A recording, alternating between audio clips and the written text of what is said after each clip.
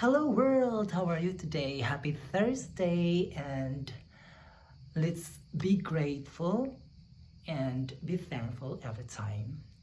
By the way guys, don't forget to please click subscribe my channel. It's Victor Arco, and please push the bell button for notification in order for you to be notified for my next videos.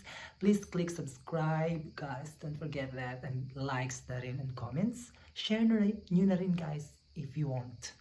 And this is my house, this is my rules, and welcome to my world. So guys, ang pag-uusapan natin ngayon, it's all about the psychological, logical background of the human being. So let's go first for psychological. When we talk about or we speak about psychology, what first comes into your mind? Psych means the study. The soul, the mind. And how about the logos? It's about the study. So, as an individual, my opinion about psychology is that simple. Our mind works in a different way. We are all individual. Iba-iba tayo ng mga perception, guys. Maybe it's cultural, and maybe it's the background of our spirituality, our beliefs. Pero para sa akin, guys, as I studied psychology before when I was in the university, I learned that when you were young, like when you are 0 to 7 years old, this is the crucial part of the human lives when we are growing up. Like from 0 to 7, we have a lot of circumstances. We have a lot of experience on how we grow up. We are all diverse, guys. So, may mga taong tumira sa mga, they are tribal. May mga taong nakatira sa, for example, tribal like bundok or etc. in the river, near the river, as long as they are tribes. So, ang kanilang mga panuntunan sa buhay, guys, is kakaiba. So how about the people lives in an urban place, like in the city? So they have also the different kind of lifestyle. The parents. How about the people lives in the rural life, the provincial life? So guys, itong mga aspetong ito ay importante na maintindihan natin.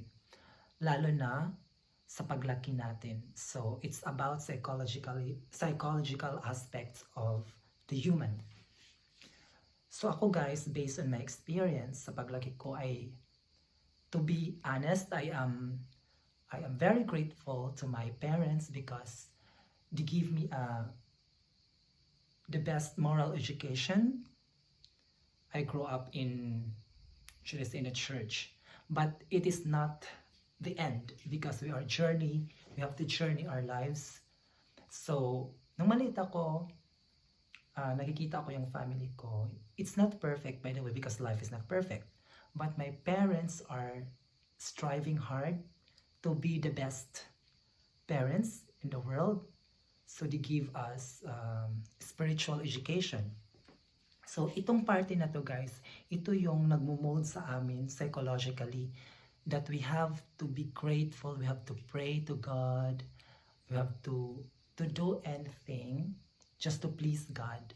So this is part of my psychological background.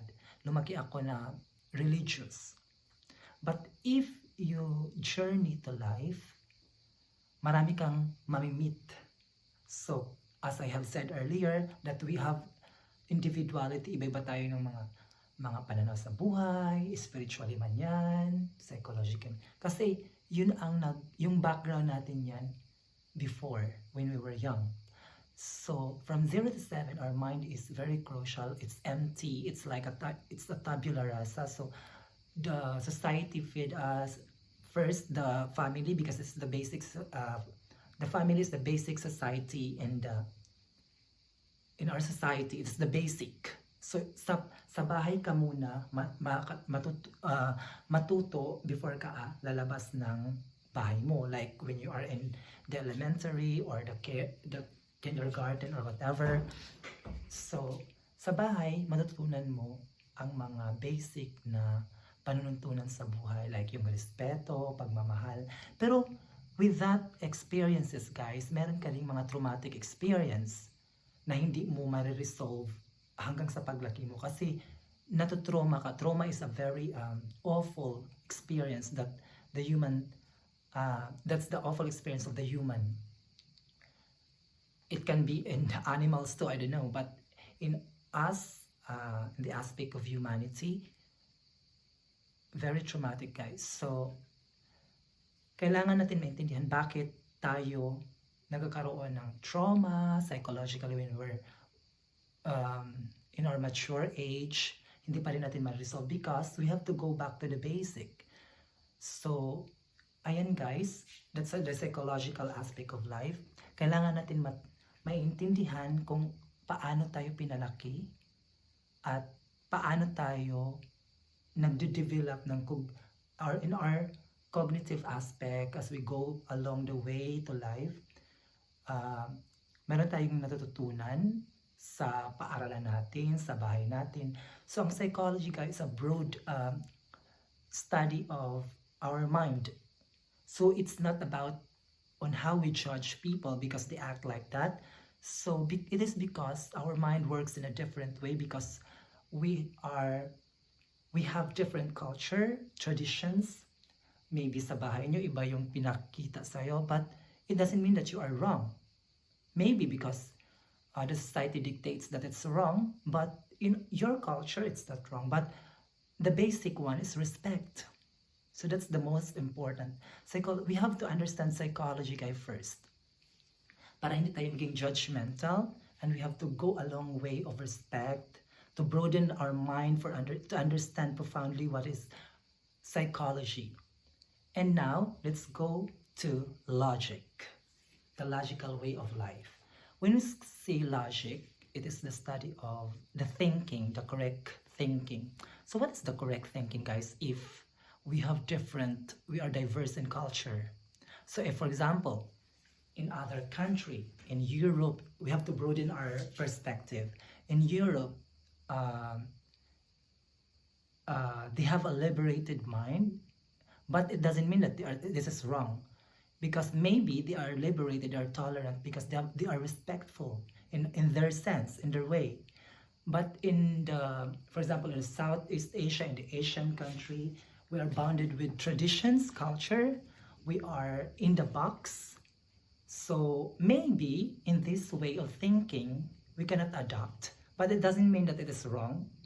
And in logic, guys, you don't need to be judgmental. It is always have to open your mind. That's why it's logic. That's why it is study of thinking. So maybe human must understand what is logic is all about. And psychology and logic are essential way of life. We have to understand these two aspects of life so that we can go on in respecting others and love each other.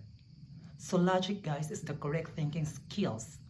So we have to understand that in logic, there's no wrong or right, because we have to argue in lives.